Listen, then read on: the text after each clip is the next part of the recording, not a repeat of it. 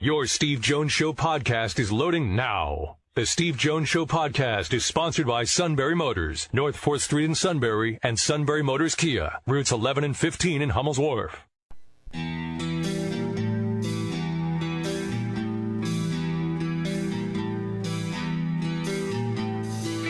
Sports talk where your voice counts. This is the Steve Jones Show on News Radio 1070 WKOK. Now from the Sunbury Motors Studio, here's Steve Jones.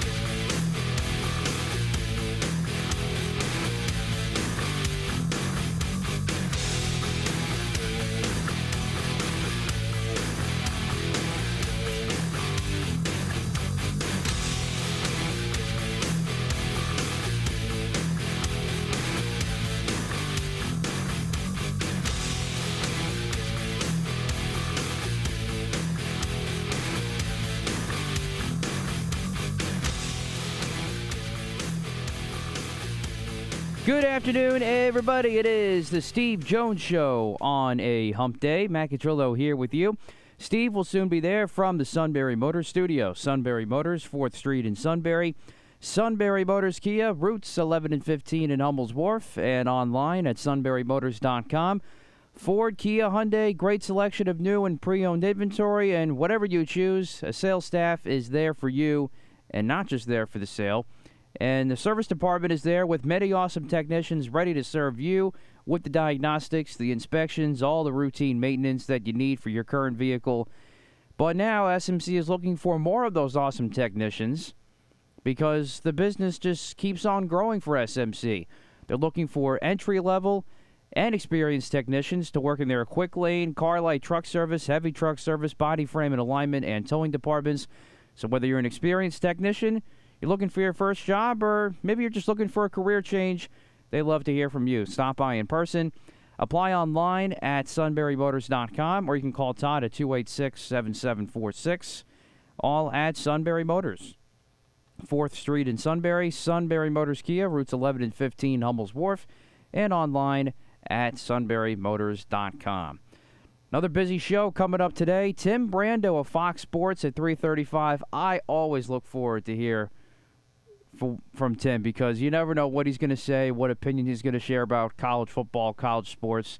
And he and Spencer Tillman have the call of Maryland and Penn State on Fox at 3:30 on Saturday.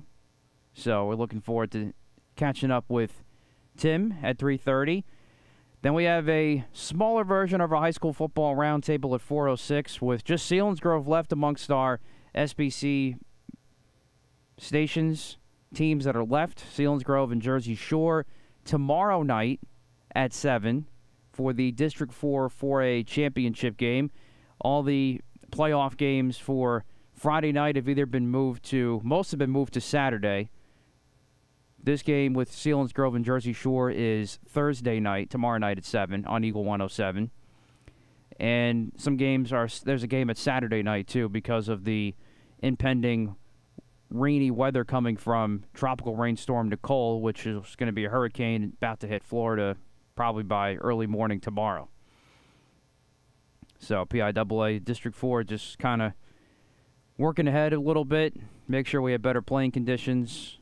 Not have to play in the torrential downpours and maybe some wind. We'll have to see how the storm comes. So that's the situation there with that. So we'll talk to Zach Showers at 4:06 about that with the Seals. So we got a lot going on today. On Friday, we have a heck of a football Friday. Alex Gazora, SteelersDepot.com, going to join us. Steelers back in action from the bye week, hosting the New Orleans Saints, who are coming off the loss to the Ravens on Monday night. He'll be at 3:35 on Friday. And Johnny Holiday, the one and only Johnny Holiday, at 4:06, the voice of the Terps, to get you set for Penn State-Maryland. And then the King for our picks. So we got a lot going on. And getting into Penn State men's basketball, it continues to be a tremendous opening week for the program. They look good in the win against Winthrop. I got Loyola, Maryland tomorrow night here on WKOK at 7. And they have signed 3 key guys for next year, including Braden Shrewsbury, the son of Micah Shrewsbury. This is very, very cool because of obviously the family connection, but he's a pretty good basketball player too. He was an ESPN 4-star prospect, ranked number 33 shooting guard in the 2023 class, number 4 player in the state of Pennsylvania per 24/7 Sports. Talking about Braden? Yes, that is pretty exciting. This is pretty neat. No, Braden is... Look, I've seen him take a lot of shots. He can shoot. I've seen him take a lot of shots. He can shoot. Kerry Booth is a fabulous pickup. Obviously, he's the centerpiece of this. And I remember seeing Calvin when Kerry was a little guy. Well, Kerry's not a little guy anymore. And what happened is that, excuse me, Kerry Booth has, as time has gone, especially in the last year, he's really blown up. That's why I was kidding around with somebody. I said, just get to the signing day. Just get the signature, move on. And then Logan Imes, another 4-star kid. And and the key is to stack classes, and based on positional balance, based on talent, it looks like, Micah Shrewsbury's doing that. So really, it's a great day for them. Great day for them. 2 top 30 classes in a row. Yeah, to do that, that's big. That's really big. And, congrats to them because, and they've worked hard at it.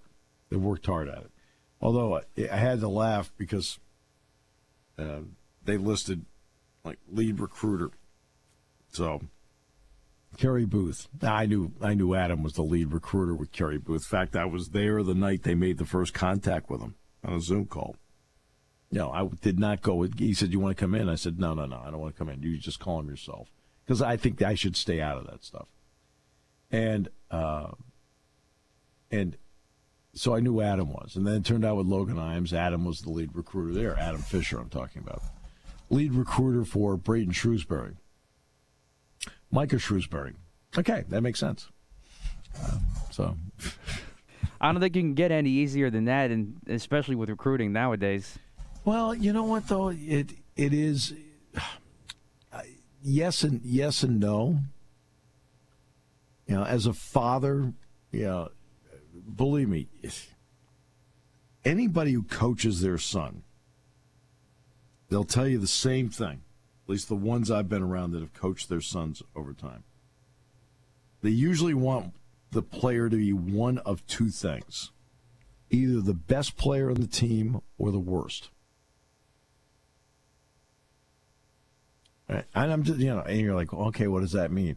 In other words, are you one of those bench guys? You come off the bench and then people are questioning, are you taking minutes away from somebody? You see what I mean? Yep. That's very true. Right.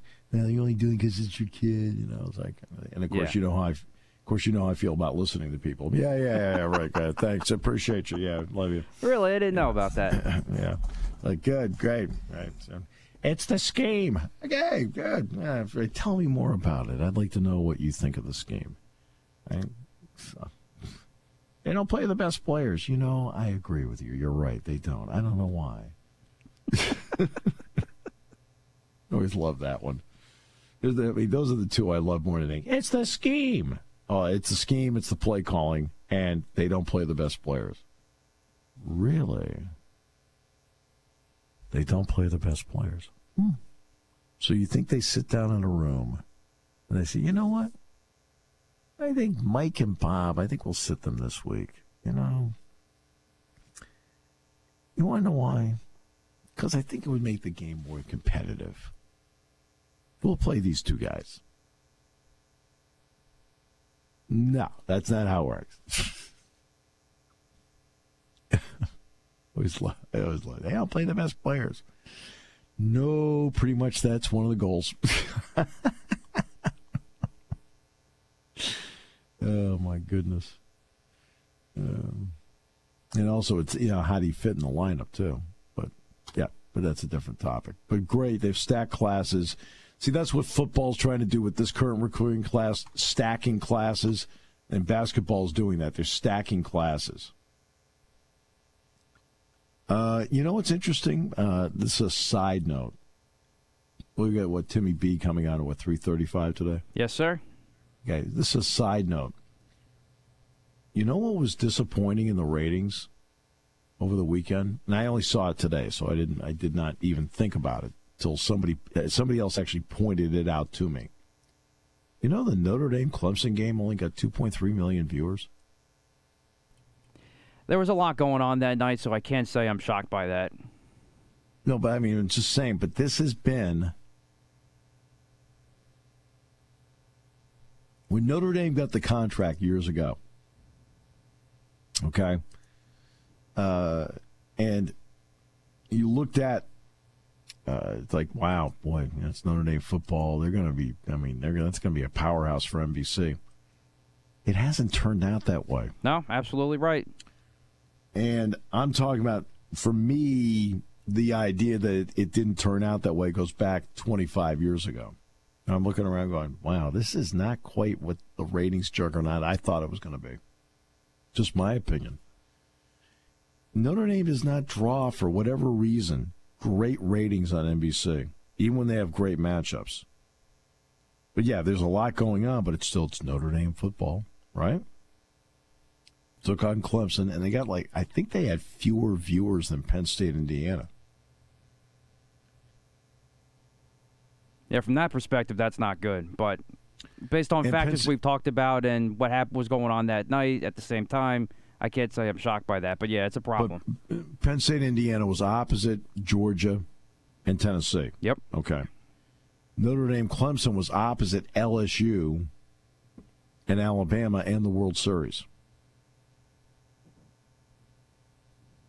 And I'll be honest with you, the World Series probably got knocked down a few pegs in the ratings, too, because LSU, Alabama, I think, got 10 million viewers. I'm kind of wondering if maybe it outdrew the World Series. Because the World Series was on a Saturday night. A lot of drama had been kind of sucked out of it because when they went to Philadelphia and the crowd's going crazy, I know you're shocked they didn't intimidate the Astros. No? No, senor! No, senor! No, senor! We're intimidating. Actually, you're not. But you're a great crowd, though. I love you are a phenomenal crowd. And they are phenomenal. So we have Tim Brando today. We have Zach Showers, because you have to do the round table today. They're playing tomorrow. And then Jeff Byers today. Sound good? Works for me. On Penn State Wrestling. Yeah, they're gearing up too. They start with Lock Haven on Friday night. There you go. And they don't have to wrestle in the rain. No. They don't. It's good news. What do you think? Let's go. But yeah, it's going to pour on Friday. Yeah. So I don't know what that means about what it's going to mean for the parking lots here on Saturday. I don't know. Oh, yeah. The ground here is not saturated. It's not. I mean, we've had some rain, but we haven't, I go through my yard, for example. I can use my yard as an example. I'm 3 miles from the stadium, so there's no real difference in terms of the soil. And, it's not rock hard, but it's not soft either. You know what I mean? So I just don't know what that's going to mean for the parking lots up at Beaver Stadium, whether it's going to rain so much it's just going to turn into a mud bath, or whether it runs off. I don't know. But we're talking about, what are they talking about there? 2-3 inches of rain? 2 to 4 has been the call as of right now. Yeah. And you're going to get more there than here. Right. Because this is more to the further east you go, the more rain you'll get. Yep. And we'll see. And the other question is, how late into the night does it extend? Right now, at least for here, they're saying 7 to 7. To 7 in the morning? 7 in the morning to 7 at night on Friday. As the latest forecast that I've seen. Oh, 7 in the morning, 7 at night on Friday. Yeah. So not into the night. That's from the latest that I've seen from the tracking. Yeah. Let's see here. So that would help. Let's see. The forecaster I use is not totally reliable because they only have 47 states on their map. Just kidding. Oh, my almighty!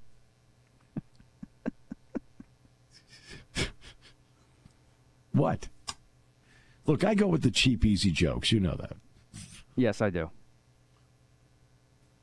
And everybody like, hey, I got that. Yeah. So, what bothers me is like the guy over in Turbitville. That's 47. Are there more than 47? No, it's just, yeah. It's like trying to communicate with the suit. Same thing. Let's see. Rain starts here Friday at 7 a.m. Okay. 5 still raining. Now here it goes 5 a.m. Saturday morning. 5 a.m. Saturday morning is the last time it rains here. Ooh. Let's see. What does it say here? Good thing it's a 3:30 kick then. Yeah, exactly. So I don't know what they're going to do. Don't know. I'm just a simple broadcaster. They point him toward the field. I talk. I'm not the staff meteorologist. We'll take a break. We'll come back with more in a moment as we continue on News Radio 1070 WKOK, brought to you by Sunbury Motors. When car repairs get difficult, Well, I just don't know. Me neither. we get good. Sunbury Motors. More than quality new and used cars, Sunbury Motors specializes in complicated auto repair diagnosis. They can handle intricate repairs and even complete auto body with service open Monday through Friday, 7 till 4. And Sunbury Motors has made simple repairs easy. Maintaining your vehicle is necessary. Finding the time to do it is difficult. Welcome to Sunbury Motors Quick Lane. Open 7 till 4, Monday through Friday. Just walk in or call ahead. Relax in their remodeled waiting room with Wi-Fi, beverages, and snacks. While Sunbury Motors factory trained techs take care of your oil change, tire alignments, brakes, and inspections. Quick Lane, 6:30 to 6, Monday through Friday, Saturday, 6:30 till 2. Sunbury Motors, Ford and Hyundai, North 4th Street, Sunbury. And Sunbury Motors Kia, routes 11 and 15 in Hummel's Wharf. We take the out of auto repair. All right, Tim Brando in the next half hour. He'll call the game on Fox on Saturday with Spencer Tillman. And then Josh Showers and Jeff Byers, all on today's show. Brought to you by Sunbury Motors, 4th Street in Sunbury. Sunbury Motors Kia, routes 11 and 15, Hummels Wharf. Online at sunburymotors.com on News Radio 1070 WKOK. Taking your calls at 800-795-9565. This is the Steve Jones Show on News Radio 1070 WKOK. Now, from the Sunbury Motors Studio, here's Steve Jones. Sunbury Motors, 4th Street in Sunbury. Sunbury Motors Kia, routes 11 and 15, Hummels Wharf, and online at sunburymotors.com. Ford, Kia, Hyundai, best in new inventory, all with great warranties. Great pre-owned inventory with the Sunbury Motors guarantee, which is so important, and a fabulous service department that backs it all up at Sunbury Motors, 4th Street in Sunbury. Sunbury Motors Kia, routes 11 and 15, Hummels Wharf, and online at sunburymotors.com. Time to be joined by one of the best that has graced our business, and that is Tim Brando, who will have the Penn State call on Saturday with Maryland. Welcome back, my friend. Great to have you with us. Well, we're still waiting on him, actually, so hopefully we'll be here in the next couple of minutes. You're killing me. You're killing me. Come up with this great I just talked to intro. him not too long ago, but it's going to his voicemail, so hopefully we'll connect here in the next couple of minutes. I mean, you wake up every day just like, I'm going to wreck the show. I'm going to ruin it. Is that a goal? Is it something like when you were sitting there with the suit and he said, I'd like you to take over the show. Here are some tips. Get the lingerie on the deck. Call the janitor. We will adjust. It's no problem. No problem. So, by the way, who do the Eagles have this week? Home against the Washington Commanders on Monday Night right. Football. That's right. Taylor Heineke. Monday night. Yeah, I'll be able to watch that. No, I won't be able to watch it. That's right. You'll be on the call. I've got Butler, I mean. I've got Butler that night. Butler won its opener over New Orleans. A couple of transfers in there that played really well. So, for a Thad Matta, not a deep team, they forced 30 turnovers in that game. Like, 30 turnovers. Are you kidding me? Time you turn around, they were running the other way. But, yeah, so we'll get to Tim here in a second and talk with him. I think we were asking, like, when the last time he was here, and I think he was here for the Penn State game, and I know he did a game with Buffalo, which was a night game that John Reed ran an interception back for a touchdown. I know Tim did that game. So, yeah, he's been back here a couple times. We were kidding around, Don Fisher and I, last week, or Don was kidding around about the Sam Licklider game.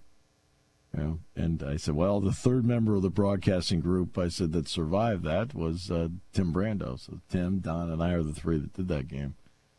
He says, yeah. He said, I have fond memories of it. He said, I have no fond memories of it. What are you talking about, Don? I have no fond memories of that game. What are you talking about? I told Don it was interesting for years because, I mean, as a game, it was a great game and a riveting game, double overtime. I said, but Don, I had Penn State fans coming. That was the greatest game. I was there going, he said, what do you think? And I said, I don't think it's the greatest game. They lost. What the heck?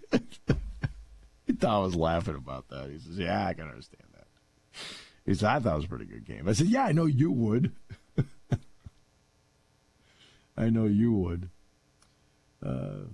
It's interesting. The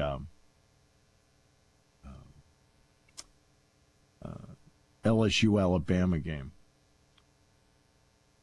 Alabama had 12 guys on the field for the two-point conversion. And so they had to call a timeout, which was their, if I recall correctly, it was their last timeout. Then when they came out of the timeout, Alabama still had 12 guys in the field. And they were running somebody off. And what happened was LSU ran motion pre-snap. And normally when you're coaching, you have a timeout in your back pocket, they'll run motion, which then at least is tipping what they're thinking. You'll call timeout, and then you can adjust. Because Alabama had to use the timeout because they had 12 guys in the field. They were out of timeouts. And then they were confusing that 12 guys on the field again. I mean, that was like very interesting. And I'm glad Brian Kelly went for two. Because I think it's great that he wanted to win the game right then and there. Can you blame him? All right.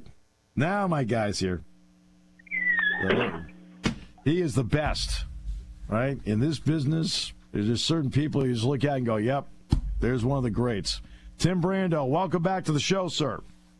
Thank you, Steve. It's good to be back with you. I think Kent State, maybe Buffalo, last couple of times you were in here. Yeah, I think that was the last one. I was asking your producer, what year was that? Do you remember? I think that was an opener, or close to an opener, maybe the second or third week. Yeah, something like that. So it's just good you're going to get back in here. And not only that, it's a Big Ten game. Yeah. On top of that. So I'm excited about it. I am. Yeah. I'll get the full Happy Valley treatment this time. Right? Yeah, you'll get the full treatment this time as to what's going on. Conference game. You get to pronounce Tagovailoa all day. That's great. The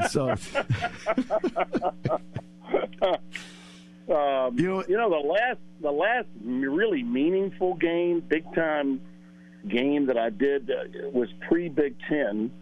It was the late Vince Dooley and I came in to do it, and Major Harris was coming off a run to the national championship in the the game against Notre Dame the year before. The Fiesta Bowl. Fiesta Bowl. Yep. And so it was the '89 season, and Penn State, West Virginia was a big game. And it was a great environment. I want to say it was a little bit wet. I've had a little rain on the terrain there in Happy Valley. Yep. And it was just a wonderful place to be. But, Penn State, and that stadium is a fantastic one, and it was one of the very few, Steve, I was familiar with when I started doing Big Ten games. I'd never been to the Shoe. I'd never been to the Big House.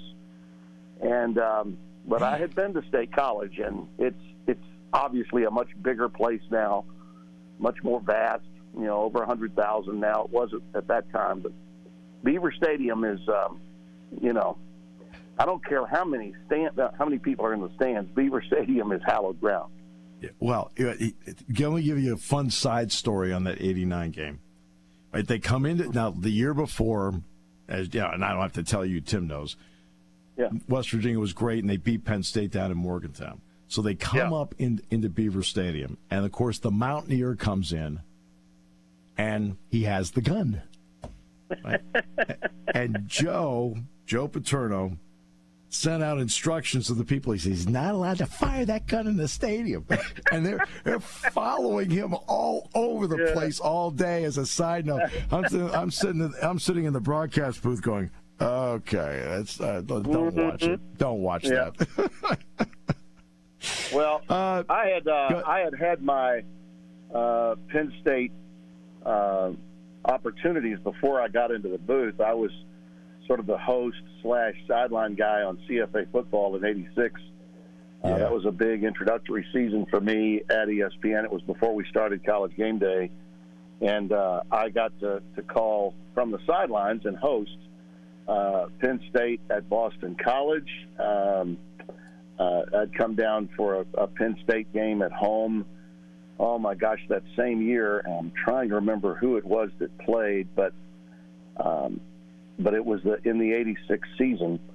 Mike Patrick and Pat McAnally were calling the games, and I was, 30 years old and just a little raw, a little green, and my quest was to get my quest, literal quest, was to get Joe to stop, to get Bud Tallman, the SID at that time, to get Joe to stop so I could interview him whether, when the game was over. And Bud told me that I would be, and this was a game that was, it might have been, in fact, I think it was maybe, it was at West Virginia that particular year, I want to say. We might have been at West Virginia, the '86 game that Penn State played West Virginia. Penn State shut him out. Penn State shut him out.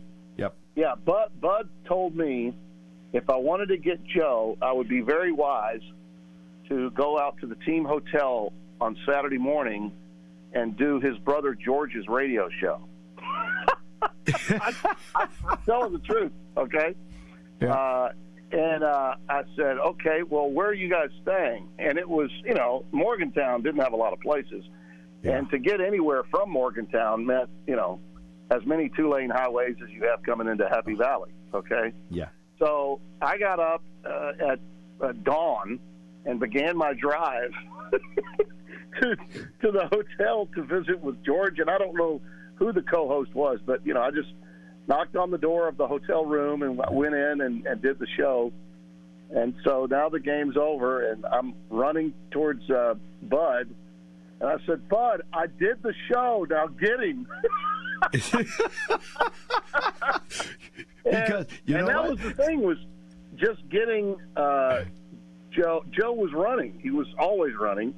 And Bud had to run him down from behind him. And he was like, no, he's tough. But Brando did the show with George. So and you know where it was? It was in Washington, PA. It wasn't even in West Virginia.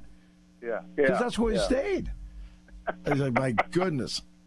Yeah. But I have goodness. Those are great memories. I've got some old pictures from that I'll be putting out on social media tomorrow. That's awesome. You can take a look at them. That's great. Hey, what do you think of the state of college football is right now? You go around, you see it all the time. You have definite opinions of it. You know, now the college football playoff rankings are out. So what do you think? How good is the game right now in your opinion, pro and con? Well, I think it's wonderful. And yeah, all the doomsayers back in the summer that were saying, oh, the NIL and the transfer portal is just killing the game, and it's awful, it's not the game that we remember, and blah, blah, blah. Well, you know, I'm sorry. Those same people, and I know who they are because they're all of my generation, most of them were, 60 or over, predicting this doom and gloom. And I'm like, did you enjoy last week? Yeah, those were unbelievable games. And, they were. College football is always going to deliver, and if you're looking at it solely from your team's point of view, you may not get it. So, as you know, I don't root for any teams. I may root for a few people that I like more than others, but I don't root for teams. I do root for the game. I want the game to grow. I want the game to be bigger and better than it is. And I think we're well on our way to that being the case. I'm frustrated, as I always am this time of year, when the committee has these godforsaken Tuesday night shows.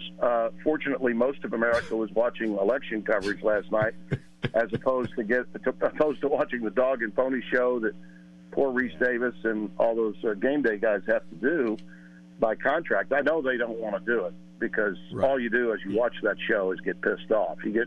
There's a level of pissed off after one segment, and then by the time they get to the third block, you're ready to just throw, substances at the television set, when you hear these conversations. And everybody involved, including Boo Corrigan, who is the late, great Gene Corrigan's son, who was a outstanding athletic director at Notre Dame and later ACC commissioner, was one of my dearest friends. And Boo and his brother Tim, who was a producer at ESPN, they're both great friends of mine. But, I mean, they give him these talking points, and he contradicts himself with every statement. Every guy that's ever been in that position contradicts himself with every statement he makes.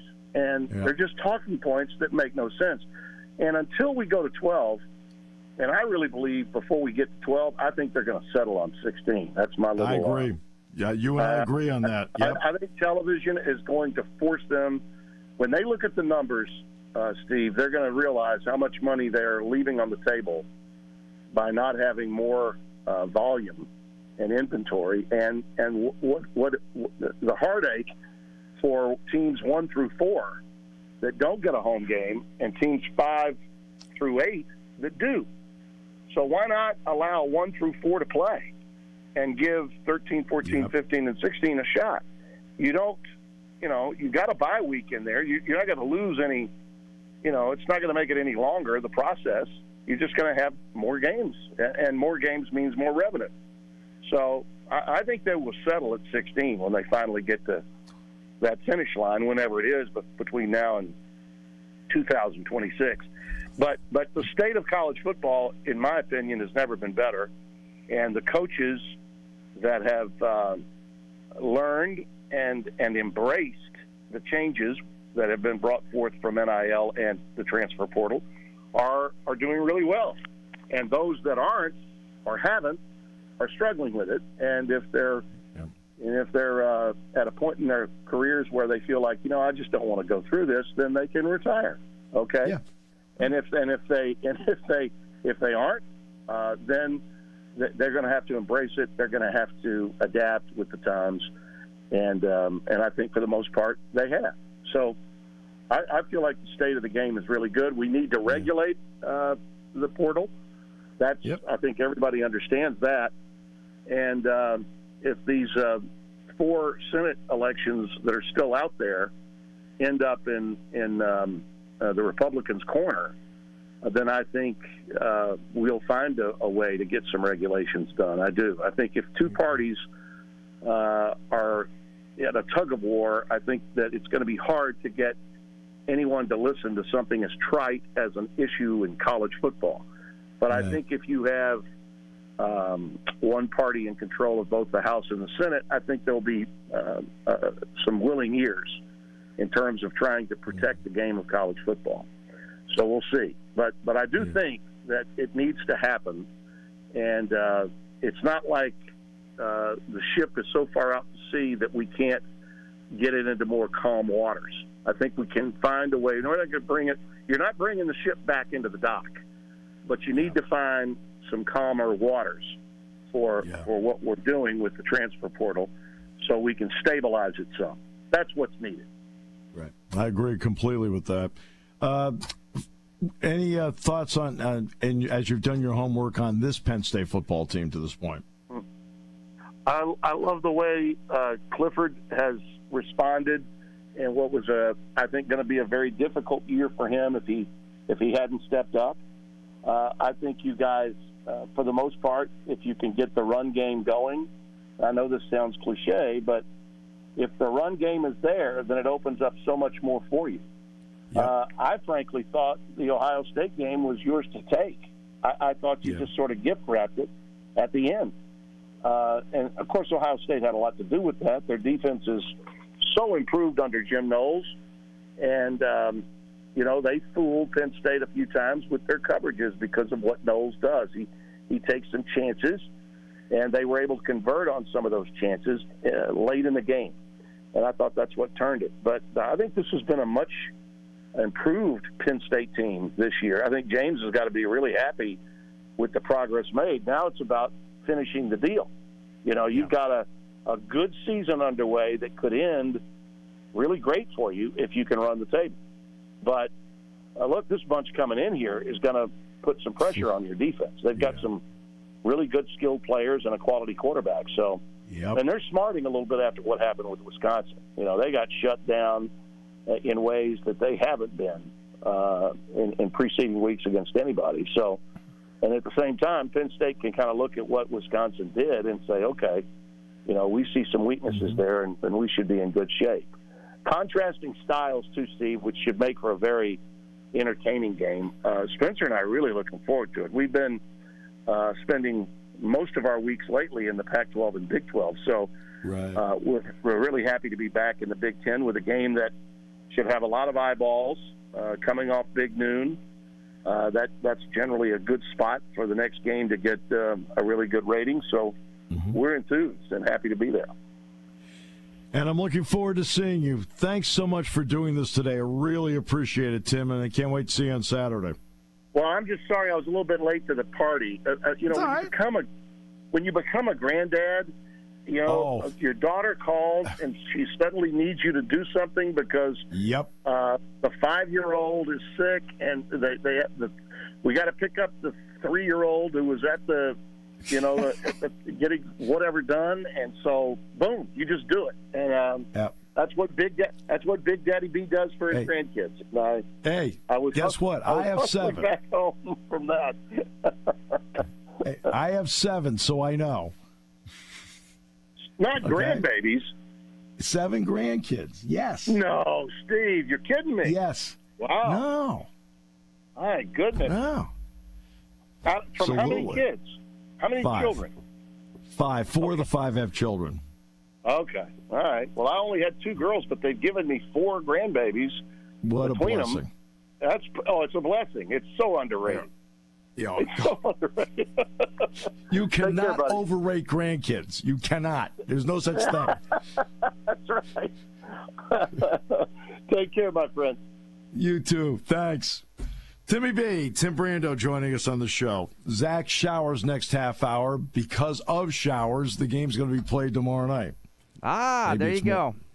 Maybe it's more than showers. It's going to be a downpour Friday night. So because of that, no guts, no glory, they'll play tomorrow. I think it's because Jersey Shore wants to play tomorrow. The Sealands Groves, they're tough kids. They play no matter what. Don't you think? Oh, yeah. They'll be ready to go. Yeah, but see, I think Jersey Shore doesn't want to play on Friday night. That's what I think. Could be that's true. What the suit no, that's what the suit says. I mean, and you know how popular he is. Oh, I know. Believe me. Ooh, boy. Tell you right now, he's one of the few broadcasters ever to go into a visiting booth and have protesters. Here on News Radio 1070 WKOK.